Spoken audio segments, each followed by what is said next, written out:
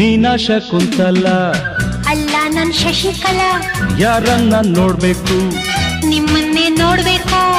ಏನಾಗ್ಬೇಕಾಗಿತ್ತು, admit ಆಗ್ಬೇಕಿತ್ತು.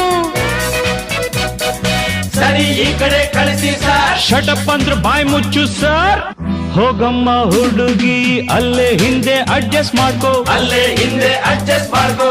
ನಿನಗ್ಯಾವುದಿಷ್ಟವೋ ಆ ಬೆಂಚೆ select ಮಾಡ್ಕೋ. ಈ ಬೆಂಚ್ ಸೆಲೆಕ್ಟ್ ಮಾಡ್ಕೋ.